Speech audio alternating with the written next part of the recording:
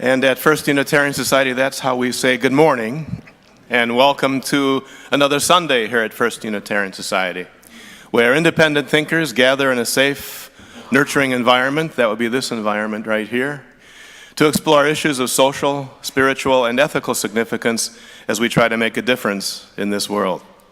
I'm Steve Goldberg, a very proud, multi-talented member of this congregation, and I'd like to extend a special welcome to any guests, visitors, or newcomers. If this is your first time at First Unitarian Society, I think you'll find this a very special place. And if you'd like to learn more about our special buildings, we'll be offering a guided tour right after the service. Just gather over here by the windows, and we'll take good care of you. And speaking of taking good care of each other, this is a perfect time to silence your electronic devices, because you won't need them for the next hour. Instead, during the next hour, you'll be enjoying today's service, which I know will touch your heart, stir your spirit, and trigger one or two new thoughts.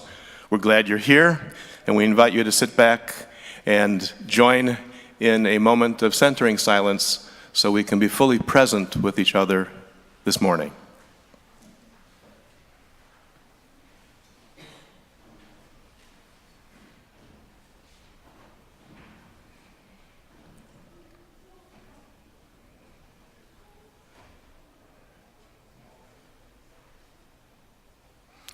And that's enough silence. Now for our ingathering hymn. I invite us to rise in the ways that we do. We'll be singing together 295, Sing Out Praises for the Journey. Sing out praises for the journey, pilgrims we who carry on, searchers in the soul's deep yearnings, like our forebears in their time. We seek out the Spirit's wholeness in the endless human quest. Look inside your souls, the kindling of the hearth fire pilgrims new. Find the Spirit always restless, find it in each mind and heart. Touch and hold that ancient yearning, kindling for a new-found truth. Stand we now upon the threshold, facing futures yet unknown. Hearth behind us, wayside hostel, built by those who knew wild roads. God, we ere their sacred embers carried in our minds and hearts. Remaining standing for our opening words and the lighting of our chalice, Marnie Harmony suggests, if we stay inside of ourselves and do not venture out, then the fullness of the universe shall be unknown to us, and our locked hearts shall never feel the rush of worship. Will you join me in our chalice lighting words printed in the order of service as we spark the flame? Together we say, we light this chalice in honor of first steps, for beginnings even when the path ahead is unclear, for the courage it takes to trust that the way will reveal itself, that light will come to clarify our vision, that friends will be by our side. I invite you to turn towards each other and offer a friendly greeting now.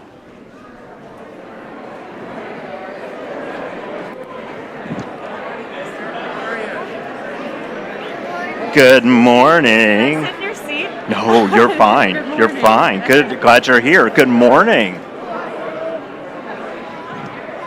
Good morning. Good morning. Glad you're here.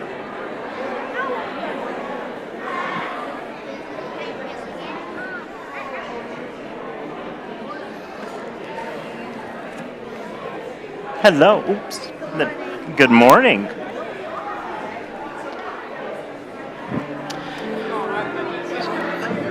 So we invite anyone who'd like to come forward now to share a story together. Well, hello. Good morning. Hello. Good morning. Glad you're here. Good morning. Good morning. Hello. You look nice and warm today. It's a good day for that. Oh yeah, it's beautiful. I like that. Well, good morning, everyone. It's so good to see you all. So you know this book? I have that book. You have it. Excellent. Well, so This is my third time reading this. your third time reading it. Well, you maybe can help me with it. So we are continuing to explore the idea of journey. This is the last Sunday in the month where we'll be exploring that theme. And so the theme of journey reminds us that every day we take part in a lot of different journeys together. And so we explore together here Sunday after Sunday how we can be in journey together. So there are many ways that we journey. Sometimes we journey in the way that we go to school, in the way that we go out together for vacation, in the way that we shop together, all sorts of ways. And this is one story about a journey and people discovering things perhaps that they don't expect. It's called The Last Stop on Market Street. Words by Matt de la Pena, and Christian Robinson does the pictures. CJ pushed through the church doors, skipped down the steps. The outside air smelled like freedom, but it also smelled like rain. With freckled shirt and dripping down his nose.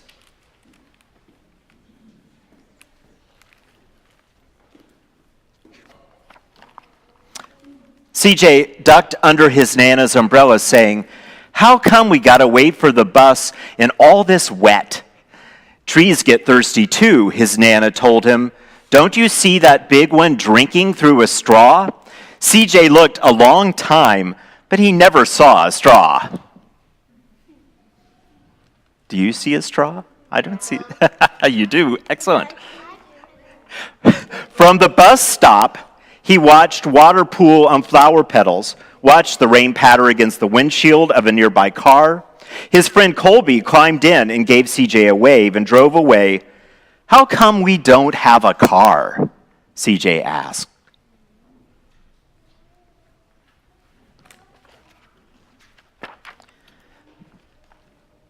Boy, what do we need a car for? We've got a bus that breathes fire. And old Mr. Dennis, well, he always has a trick for you. The bus creaked to a stop in front of them. It sighed and sagged, and the doors swung open. I know what type of bus it is. It's a city bus. It's a city bus, yeah. Why do you think it breathes fire? Do you know what that means? I think they mean like it's really cool. It is really cool, yeah. I think that this is set in San Francisco, so it's an electric bus. So it's hooked up to electric wires, and you see sparks. It doesn't actually breathe fire, but it looks like it. Of like a face with like fire shooting out of it. Exactly. So what I see, said Mr. Dennis, what is that I see, Mr. Dennis asked, and he pulled a coin from behind CJ's ear and placed it in his palm. Nana laughed a deep laugh and pushed CJ along. They sat right up front. The man across the way was tuning a guitar. An old woman with curlers had butterflies in a jar. Nana gave everyone a great big smile and a good afternoon, and she made sure that CJ did the same. The bus lurched forward and stopped, lurched forward and stopped. Nana hummed as she knit. How come we always got to go here after church, CJ said. Miguel and Colby never have to go anywhere. I feel sorry for those boys, she told him. They'll never get a chance to meet Bobo or the Sunglass Man, and I hear Trixie's got herself a brand new hat. CJ stared out the window feeling sorry for himself, and he watched as the cars zipped by on either side and watched a group of boys hop curbs on bikes.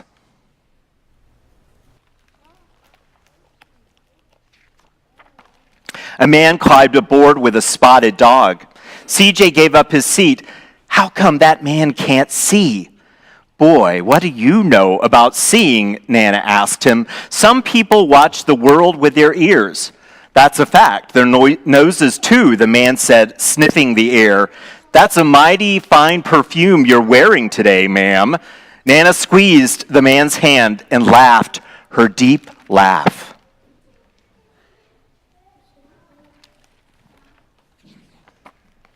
Two older boys got on next. CJ watched as they moved on by and stood in the back.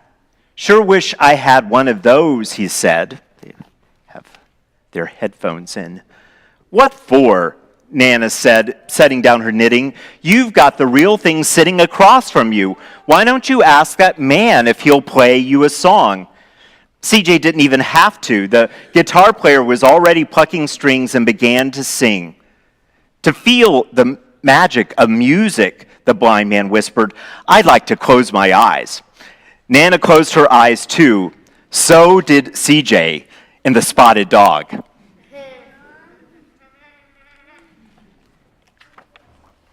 And in the darkness, the rhythm filled CJ and lifted him out of the bus, out of the busy city. He saw sunset colors swirling over the crashing waves. He saw a family of hawks slicing through the sky. He saw the old woman's butterflies dancing free in the light of the moon. CJ's chest grew full, and he was lost in the sound. And the sound gave him the feeling of magic.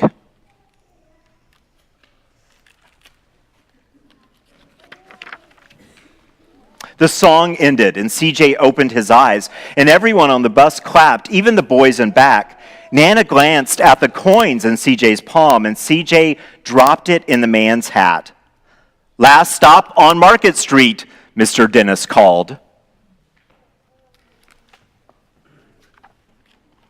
CJ looked around as he stepped off the bus. Crumbling sidewalks and broken down doors, graffiti tagged windows, and boarded up stores. He reached for his Nana's hand. How come it's always so dirty over here? She smiled and pointed to the sky. Sometimes when you're surrounded by dirt, CJ, you're a better witness for what is really beautiful.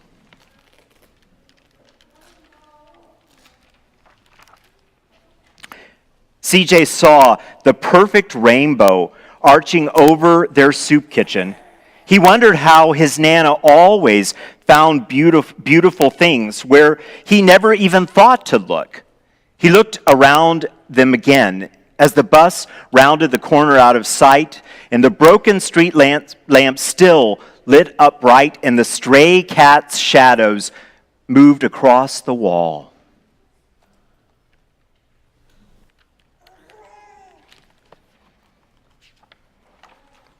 When he spotted their familiar faces in the window, he said, "I'm glad we came."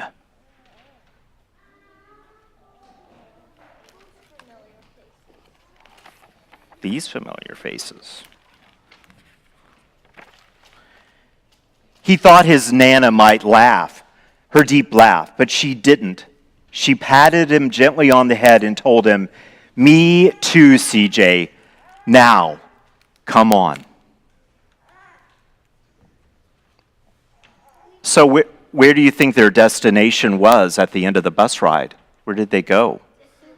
The soup kitchen, right. And so on their journey, I wonder, what do you remember that they saw, or the people that they met? What are some of the things that happened on their bus ride that maybe they didn't expect? What did they see or do? Yeah. I'm probably sure they didn't expect music to be on the bus. They didn't expect music to be on the bus, and so that was a surprise. What else did they see that at least you remember? Yeah, yes, what else? The blind man, yes, exactly. And then when they got off the bus, as they were walking, what else did they see? I have an idea. Yeah. A rainbow. A rainbow, right, exactly. So, and the story doesn't really say why they go to the soup kitchen, what makes them go and help out there.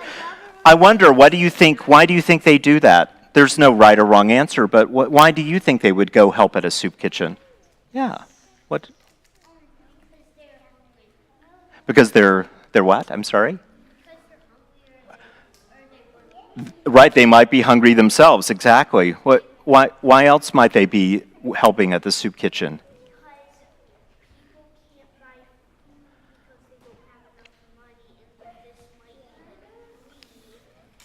Right, so people might not be able to afford food, and so this is a place for them to get that. Yeah, what are you thinking? Maybe they're there to help out the field because there might be too many people for just a couple of chefs to do by themselves.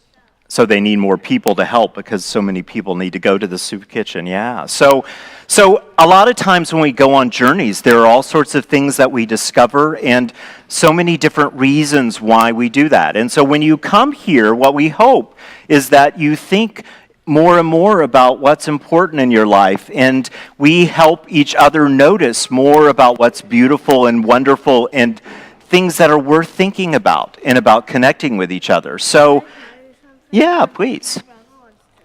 Yes. Can you open the book to the last page? Sure. The last page or this one? Last page of the soup kitchen. Yes. I noticed that I know this is probably something that most people wouldn't notice, Yeah. but I noticed there are mostly white people there. Mostly white And people in the there's, soup like, kitchen? Only one, two, about maybe 4 or 5 black. Yeah, it's interesting that it's kind of hard to tell just from the illustrations. Like, it kind of suggests the kinds of people that might be at the soup kitchen, but that's an interesting thing to notice. So I hope that as you come here, you have the chance more and more to think about how you make your way through your day and what sorts of opportunities for kindness, as well as just noticing and being curious about life. So we will sing you out with hymn number 356, Will You Seek in Far Off Places? Thank you for sharing the story with me. I'll see you at the end of the service. May we rise in all the ways that we do as we sing together.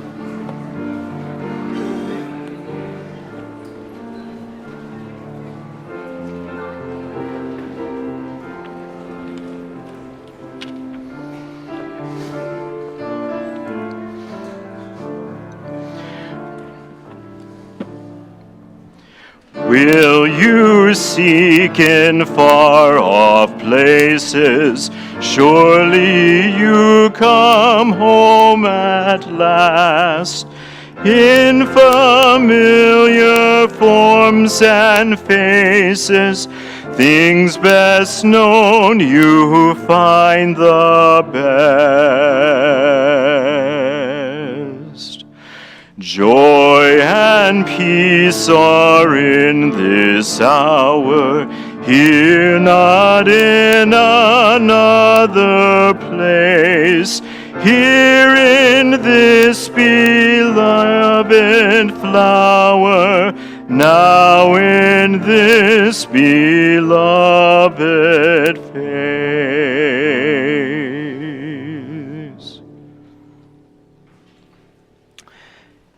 You may be seated. In preparation for our time of reflection, 2 short readings. The first is taken from the writing of Claire North in her novel, The Sudden Appearance of Hope. She begins with some simple definitions. Pilgrimage, to journey to a sacred place. Pilgrim, a traveler or wanderer, a stranger in a foreign land. Hajj, the journey to Mecca, one of the 5 pillars of Islam. Pleasant, perhaps, to say that I am a pilgrim, but looking at it, counting the swirl of white as the devout move among the sacred stones in Mecca, watching the fans scream at the movie premiere, listening to old men sitting on their benches by the sea who report that everything changes, and that's okay. Forgive me, but who isn't a pilgrim? The second reading is from the theologian Richard R. Niebuhr. Pilgrims are persons in motion, passing through territories not their own, seeking something we might call completion, or perhaps the word clarity will do as well, a goal to which only the Spirit's compass points the way. Here ends the readings.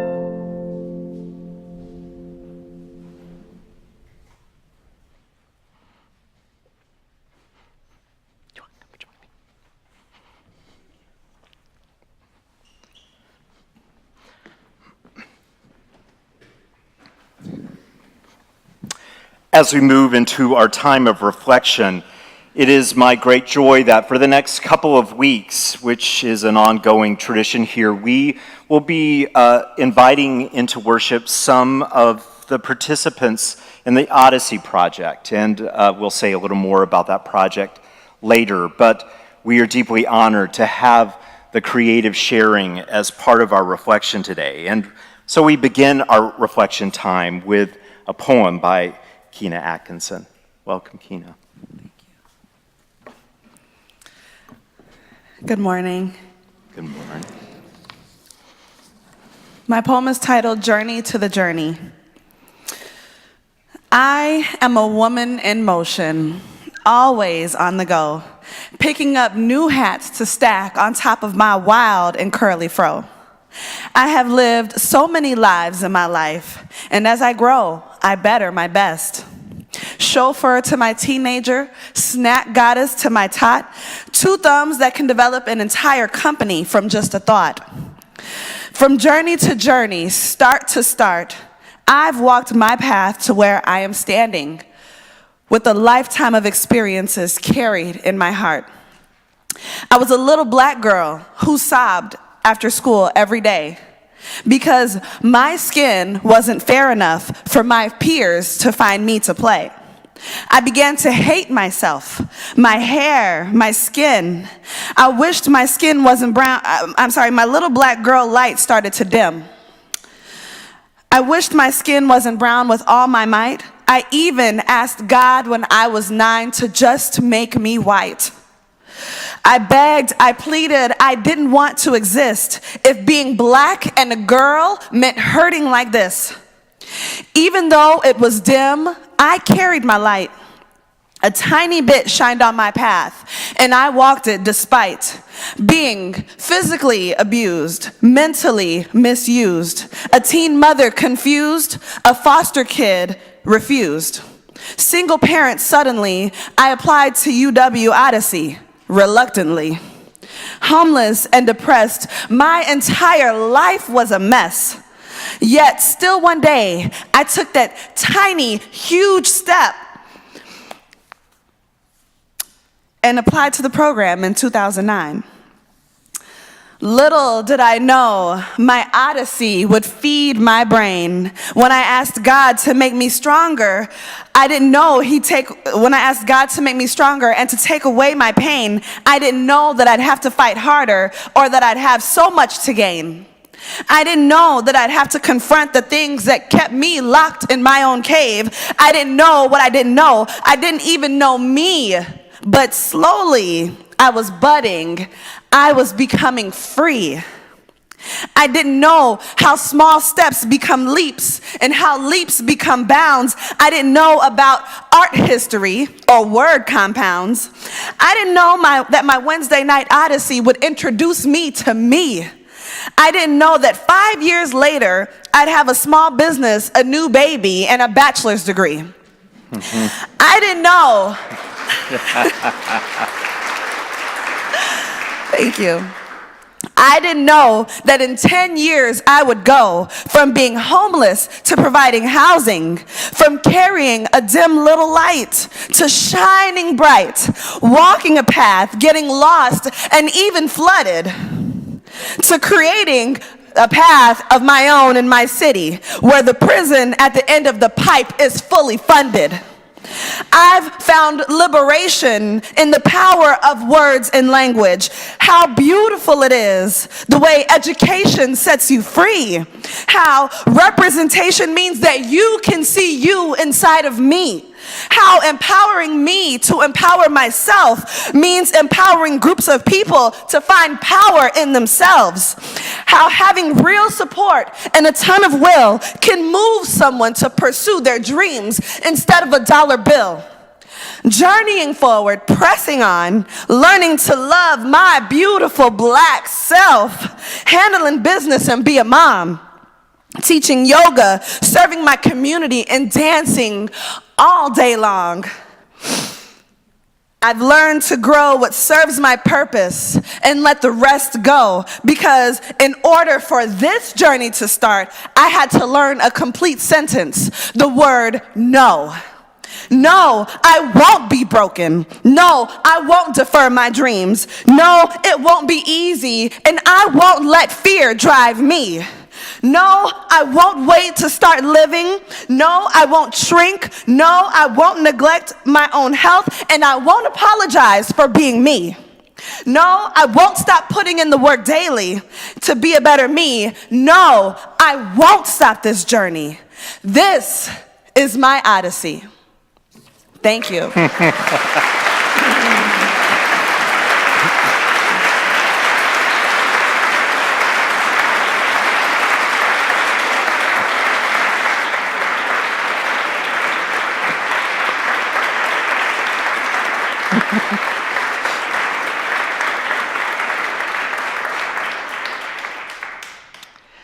Well, that concludes our service for today. What more could I say after that?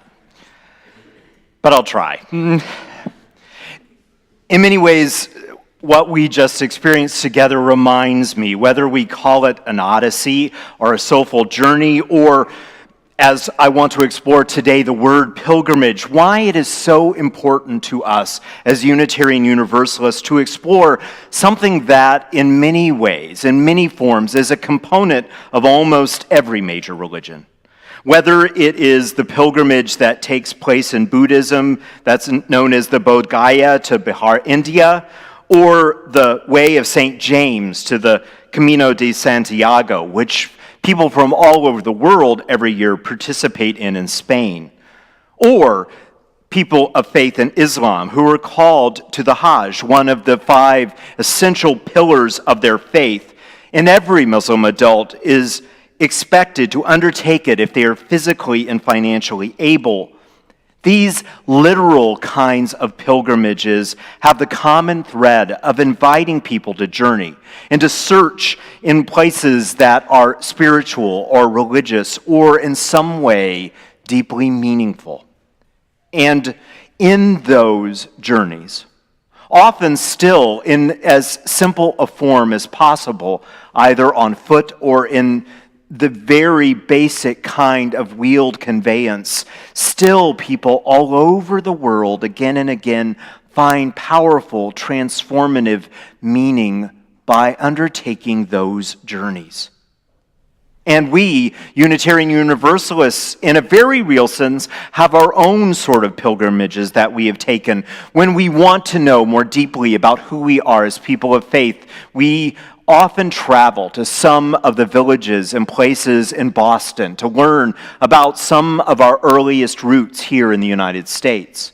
Many of us repeatedly have gone to Selma to remind ourselves of a time in our history where many of us felt called by our deepening relationships with African American communities to stand up and be present in an important time in history. And we return to that place to remind ourselves of the essence that still we wish to be alive within our souls. And many of us travel to Europe, especially congregations that participate in the Partner Church program, to visit our partner church congregations in Transylvania to learn about the very old form of our tradition and the ways maybe that it lives on in who we are as well. But as is also in keeping with our Unitarian Universalist way of doing things, there is such a broad set of ways that we can understand journey and pilgrimage and odyssey to speak to the deeper part of who we are. We may understand that it is in its very form a metaphor for our lives. And we may see our lives as an ongoing pilgrimage. We may find a variety of ways to journey into, in the midst of, into the heart of the sacred. And so it seems important to us as Unitarian Universalists to think a little bit about what that word sacred might mean as I use it today. And I will borrow from UU Minister Patrick O'Neill, and he speaks of the sacred in this way. There is something innate in human nature, something basic to our civilized sensibility that recognizes certain distinctions of worth in reality. And the name we have traditionally given to the highest of these is the holy or the sacred. O'Neill is suggesting that there is a part of human existence that evokes an attitude of reverence, of awe, of ultimate respect, a category of transcendence, and we lend to those experiences the name sacred. He concludes that his own sense of the sacred in the days when he wrote this is most concerned with all of the relatedness of life and our recognition of it, our participation in it, and our own place within the web of existence. For me, he says finally, the sacred is that place which binds us to all living things and to the earth, which is our home. Perhaps it means to see the world as journey, as pilgrimage, to see in that understanding how again and again that deep sense of relationship might come alive in our spirits and in the very way that we live day to day. Rabindranath Tagore wrote, "I traveled an old road every day, and one morning, suddenly there was a tremor in the air, and the sky seemed to kiss me on my forehead. My mind started up like the morning out of mist. My everyday wisdom was ashamed. It was the best luck of my life that I lost my path that morning and found my eternal childhood." What journeys happen in your life, whether extraordinary or ordinary, that invite you back to that sense of wonder? It is a pilgrimage in our lives when we experience the fatigue of the hard work of travel, whether it is to our job or around the world. It is pilgrimage when we relax and feel satisfied at the feeling of arrival. It is pilgrimage and journey when the curiosity of exploration sets our minds and imaginations on fire. It is journey when enthusiasm, mixed with the bittersweet, is experienced at times of parting. In every way that we are committed to and work towards something that is meaningful, in all of the ways that we as human beings desire some sense of place, a fullness of our life, some connection with a meaningful and sustaining peace. Every time that we see the sacred in that which binds us to each other and to all things and makes the earth feel more our home. It is important, I think, as we explore in our own lives what it might mean to more often see our day-to-day life or any time that we travel as an opportunity for deeper growth by looking at a couple of examples of what pilgrims, those who wander, have embodied over and over again in their journey that has helped them connect more with the sacred as they travel.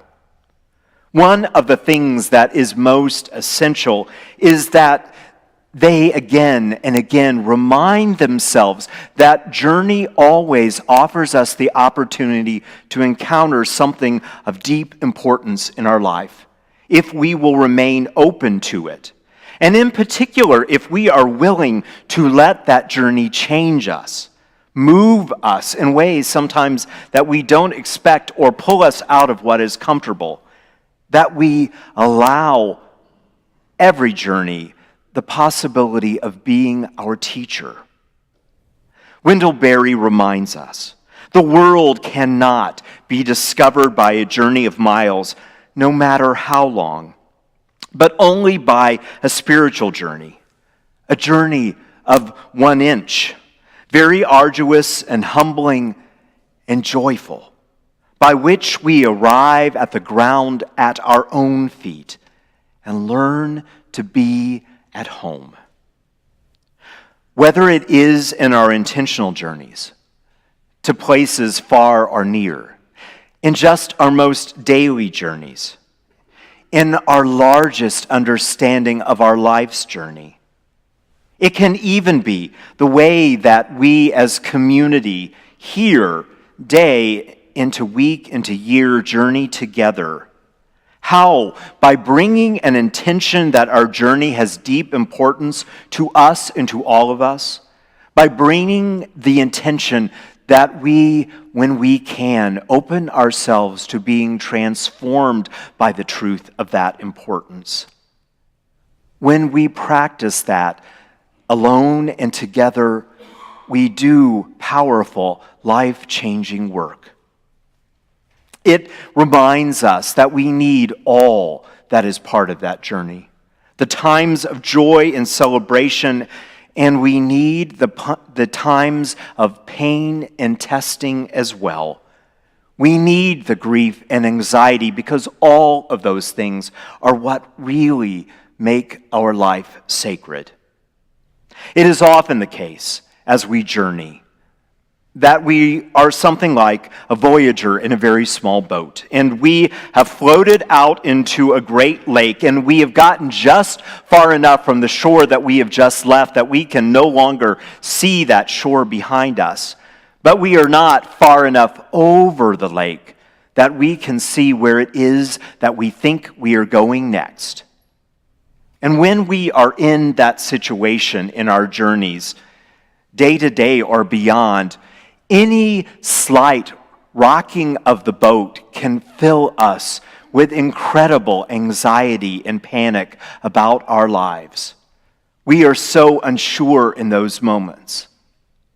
But in those moments especially, if we find ways to be really present to what is true, we experience incredible possibility, and in its own way, life-giving freedom. The snow was dancing airily around her as she got into the car and drove away from the retreat center. And while it had not been exactly the meditation retreat that she had hoped for, it was at least enough to make her feel more relaxed as she began a several-hour drive back home. And she realized that she had carried some very intense expectations to this retreat because so much in her life, from her work to her personal life to even her own meditation practice, had begun to feel deeply unsettling and challenging. And because this had been a new retreat setting and new facilitators, she realized that perhaps the expectations that the single meditation retreat would do such heavy lifting was an unrealistic expectation. But as she drove along this road, she began to think about her life. And before she knew it, she had made her way several miles from the retreat center, and she noticed, actually, that the snow was no longer airily dancing around her. As a matter of fact, it was pummeling down rather hard and beginning to cover the road in front of her. And on her dashboard, there were warning lights indicating that the temperature outside was conducive to icy conditions and that her wheels were already doing a lot of work to keep traction on the road. Now, under the best of circumstances, driving was for her a very difficult experience, and one that often caused her anxiety. And as a matter of fact, many times in driving, sometimes just in heavy traffic, she would have panic attacks. And as she was making her way on this unfamiliar road, knowing how many miles it was before she was even to a major highway, she found herself feeling within her that growing and mounting sense of panic. She looked for something within her that would allow her both to be calmer, but also to continue to focus on the path ahead. She remembered that all during the retreat, the songwriter part of her mind had been mulling over these scraps of melody that often were just intervals or little bits and pieces of melody. And so as she drove, she began to use it as a sort of practice to weave them together. And she very naturally found some of the words that they had just used as part of the end of their meditation time, the loving kindness meditation, as words that just naturally, organically found their way into these scraps of melody. And as she held the steering wheel tightly, she found herself thinking and then voicing this simple melody. May I be at peace and ease and know the joy of my true nature. Know the joy of my true nature. And as she just began to sing that one phrase, she felt something shifting within her. And as the loving kindness meditation invited, she found herself just naturally thinking about the other travelers who were also leaving from the retreat center and making their way home in this weather, and imagining in each of them and wishing something for them, and thinking about the people that she loved all over the country in their homes, and reaching out to them in that moment and weaving into her own song, May you be at one and well within a sea of loving kindness, in a sea of loving kindness. As she kept repeating those phrases again and again, she just found naturally that her breathing began to ease, and her mind was called both fully present into that car, but also into something larger. And she found herself offering a blessing to everything around her. May all be free from suffering. May all be safe from harm.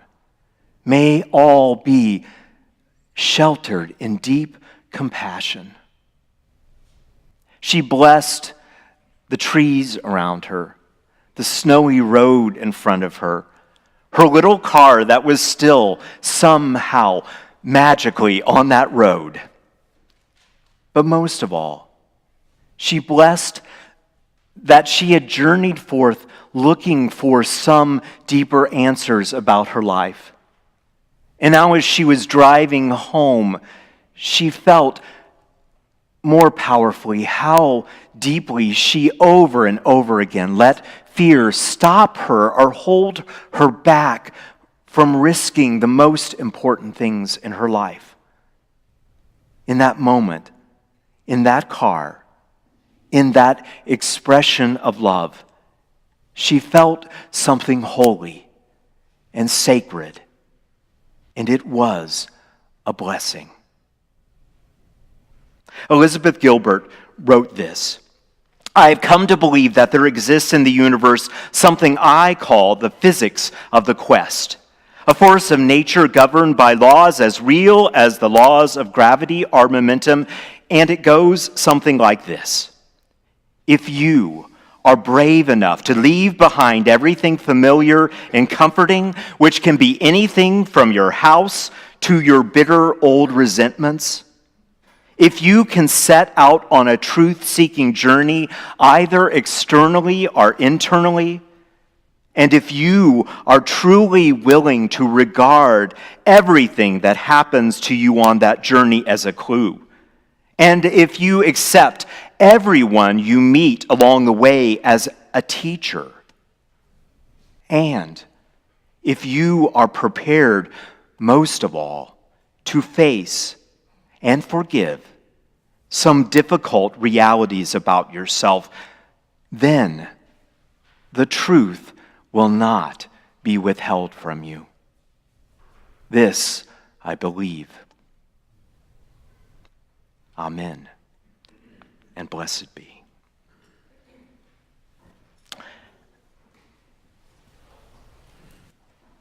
As we think about the way that we journey and we move into our time of offering, It is my honor to invite Shar Braxton to come join me up here.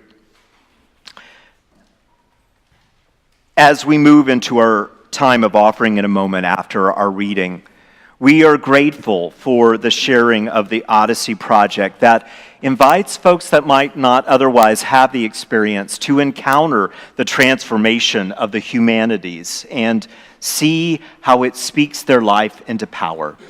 So we are deeply grateful for the sharing of some of the fruits of that journey. Welcome, Shar. Thank you so much for having us here and also for the support to the Odyssey program. It does really help out with education and also the many journeys of the Odyssey participants. So my poetry is called Crossing the Ocean.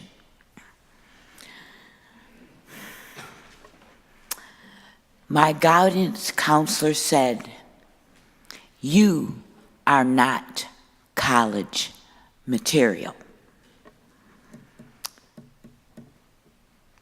You're not college material. You are not college material."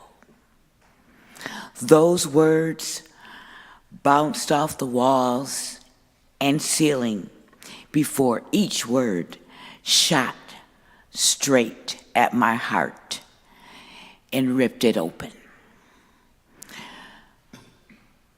Dreams shredded into thin sheets of paper.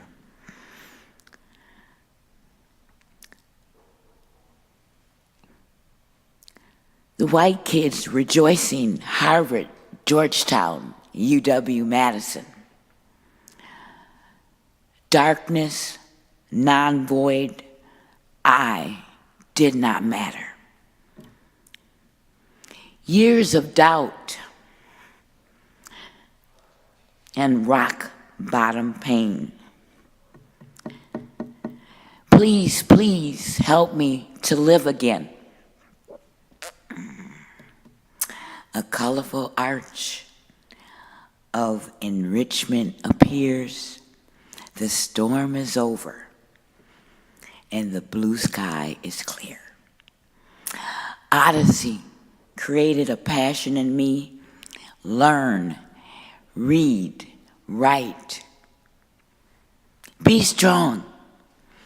Humanities, English, James Baldwin, I am transformed. Climbing, reaching, making positive choices. Wo, Sheng Zai, Shang, Zhong Wen, Da Shui, Kacheng. I am taking Chinese college courses. Encouragement, faith, and laughter are my friends.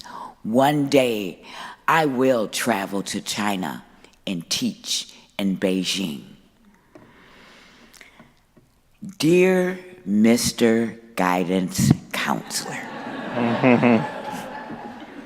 I invite you to come with me.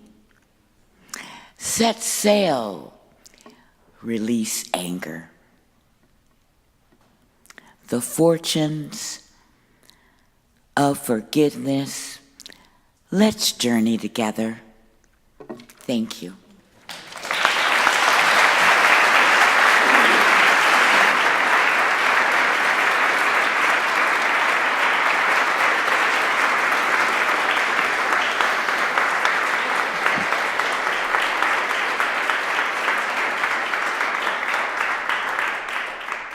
Thank you, Shar and Kina. Knowing that 50% of our offering will go to benefit the ongoing work of Odyssey Project, may a spirit of generosity and of sharing inhabit our offering as it is now gratefully given and received.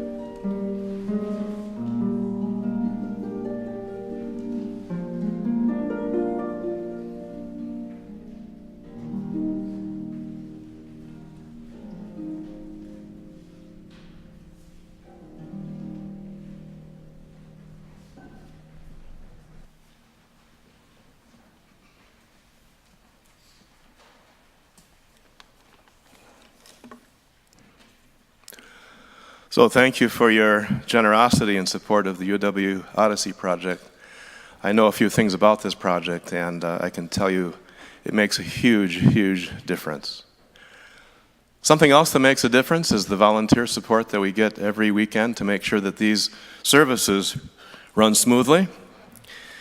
Special thanks to David Briles for operating the sound system, to Ann Smiley for serving as our lay minister, to Claire Box and Leslie Bartlett for serving as our greeters this morning, and our ushers, Jed Downs, Robin Downs, Ann Ostrom, Marty Hollis, and Brian Chanis. In the kitchen, making sure that the coffee is hot, Bisnitschke and Sandra Plish. Thank them during the hospitality hour, if you will. Our tour guide is John Powell. The flowers that you see behind me were donated by Tim Phillips in honor of Gabrielle Rochester. John Tews took care of the watering of the foliage up here to make sure it's green and healthy. And our information table is staffed by Rob Savage. And those are all examples of stewardship here at First Unitarian Society. Another example of stewardship is our campaign, where we are generating resources for First Unitarian Society because of your stewardship. And that campaign is going well. A lot of you and fellow members have increased pledges above last year's level. A lot of us have made multi-year commitments, making us sustaining stewards. And we have a lot of new donors, new pledgers who haven't pledged before or who are recently joined as members, so we appreciate that new gesture of stewardship. So because of you, because of that stewardship, we are able to offer all the programs and services that we enjoy here at FUS, starting with our religious education and youth programming. And you saw the response of the kids this morning to the message for all ages. I had a front row seat so I could see their faces and their body language and their noises and their sounds and everything else. And I just tell that they're going to grow up feeling valued here because of you. And because of you, families can thrive here. Because of you, we are able to be a spiritual home across all generations in the congregation. And because of you, we are going to be able to increase our capacity to host meaningful community events in this welcoming space, thus deepening our connection to the community and providing an ongoing revenue stream to help fund the programs and services and operating costs of this organization. And because of you, we have a louder voice in social justice, including our connection with programs such as the UW Odyssey Project. And because of you, we're going to be able to leverage our world-class music program as a community outreach tool. All of that because of you. And because of you, we're going to have a special celebration on Friday, this week, April 5, from 6 to 8 p.m., right here, celebrating your stewardship. Whether it's financial or volunteer or in kind, we want to celebrate all forms of stewardship that make this organization what it is. So, if you haven't responded yet and reserved your spot at the Because of You celebration, you and your family are invited, and you'll see the RSVP instructions in today's Red Floors Bulletin. So please take a look at that. Let us know you're going to be there so that we have enough food for everybody. And speaking of food, every week we provide a Food Fight restaurant gift certificate, gift card, for somebody who's been participating in our stewardship effort here at First Unitarian Society. And today's gift card goes to Emily Kuzik and Bill Putnam. Are we here? Come on, Emily.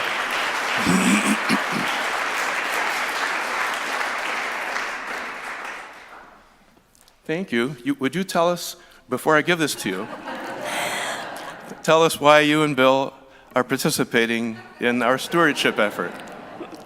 Should have gotten my husband to come up and collect it. This has been our spiritual home here for quite some time. It's helped me through a lot of rough times and given me the first place I could bring my son that was a open and welcoming community. And it helped us blend our family in a very, I guess, just way full of grace, and found lots of wonderful friends here of all different walks of life. So it's enriched our lives in many ways.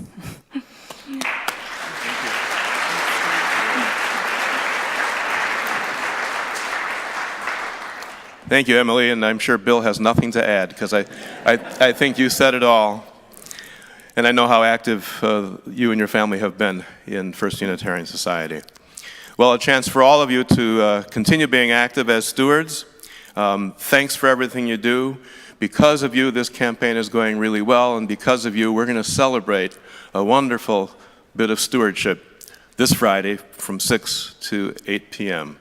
If you have questions about your own pledge, please see Cheryl and or Florence. They're standing at the back of the room. They'll be in the Commons to answer any questions you have about your pledge in our stewardship campaign. Thanks for your stewardship.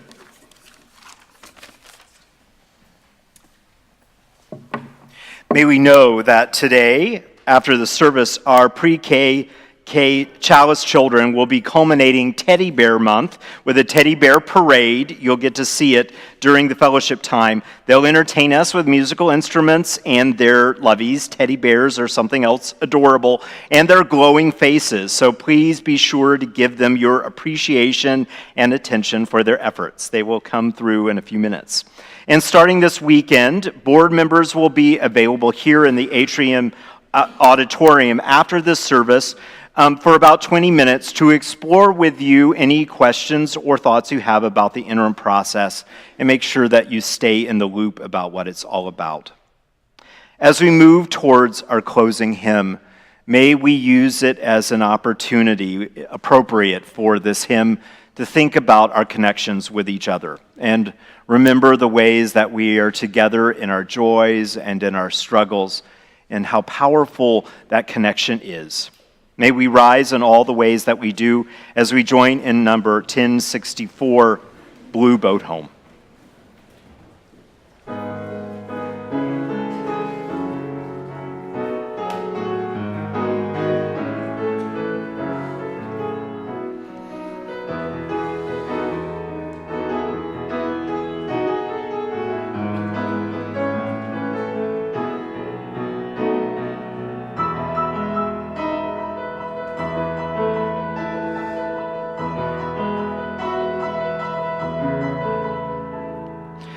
Though below me I feel no motion, standing on these mountains and plains, far away from the rolling ocean, still my dry land heart can say, I've been sailing all my life now, never harbor or port have I known. The wide universe is the ocean I traveled, and the earth is my blue boat home.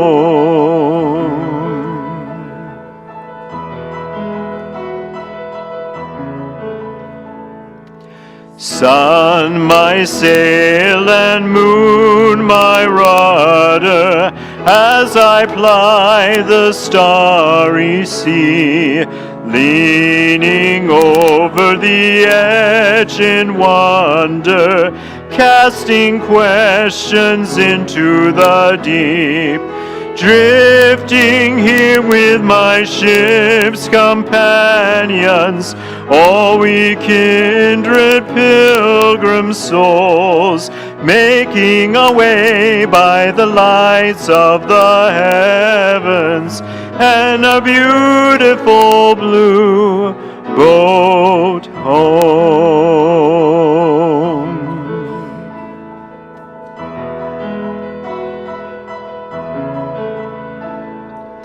I give thanks to the waves upholding me, Hail the great winds urging me on. Greet the infinite sea before me. Sing the sky my sailor song. I was born upon the fathoms. Never harbor or port have I known. The wide universe is the ocean I traveled, and the earth is my blue boat home.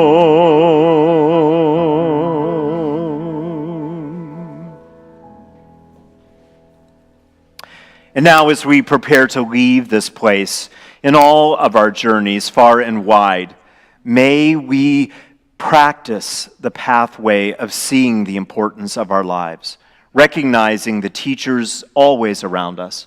May we feel deeply connected to each other and to the earth as our home.